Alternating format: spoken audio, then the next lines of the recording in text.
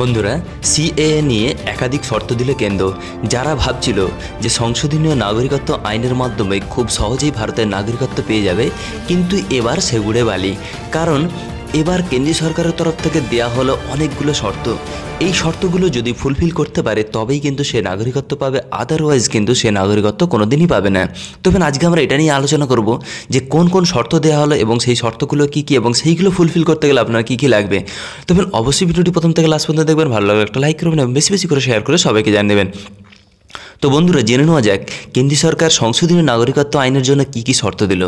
তবে সংশোধনীয় নাগরিকত্ব আইনের মাধ্যমে যদি কেউ নাগরিকত্ব পেতে চায়, তাকে দিতে হবে তার ধর্ম বিশ্বাসের প্রমাণপত্র। এছাড়াও পূরণ করতে হবে আরও কিন্তু একাধিক শর্ত। বন্ধুরা, একটি সর্বভারতীয় সংবাদ মাধ্যম সূত্রে খবর যে সংশোধনীয় নাগরিকত্ব আইন পেতে চাইলে ধর্ম বিশ্বাসের প্রমাণ ছাড়াও তিনি 31শে ডিসেম্বর 2014 সালের আগে ভারতে এসেছেন কি তার প্রমাণ কিন্তু তাকে দিতে হবে।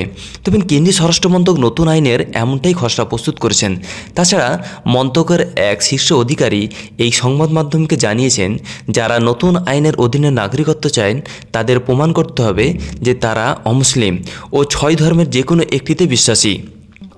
এই প্রমাণটা কিন্তু তাদের জন্য অবশ্যই, তাছাড়া তারা কিন্তু কোনোদিনই পাবে না। তাছাড়া নতুন আইনের নিয়মাবলীতে এই শর্ত উল্লেখ করা থাকবে। এছাড়াও বলা হচ্ছে যে হিন্দু, শিখ, খ্রিস্টান, বৌদ্ধ, জৈন এবং পার্সি ধর্মে বিশ্বাসী, এটাও তাকে প্রমাণ করতে হবে।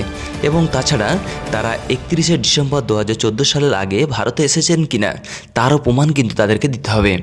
এর বাইরে শুধুমাত্র আসামের ক্ষেত্রে আরও বেশ কয়েকটি শর্ত চাপানো হয়েছে, যা স্বরাষ্ট্র মন্ত্রকের এই অধিকারীরা জানিয়েছেন যে আসামের ক্ষেত্রে নাগরিকত্বের জন্য আবেদন করার সুযোগ থাকবে কেবলমাত্র 3 মাস। আর এই সময়ের মধ্যে আবেদন না করলে সে কিন্তু আর নাগরিকত্ব পাবে না। তবে আসামের বেশ কিছু অঞ্চলের এই নতুন আইন থেকে বাদ দেওয়া নিয়েও অনেক আলোচনা বা অনেক রকম আলোচনা চলছে বলে জানালো।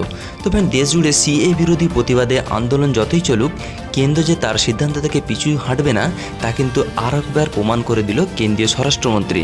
তো আমাদের উদ্দেশ্য ছিল এই ছোট্ট একটা ইনফরমেশন আপনার কাছে পৌঁছে দেওয়া। আপনার মতামতটা কিন্তু অবশ্যই কমেন্ট বক্সে লিখে জানাবেন। তো ভালো থাকুন, সুস্থ থাকুন। Thank you friend, thank you for watching.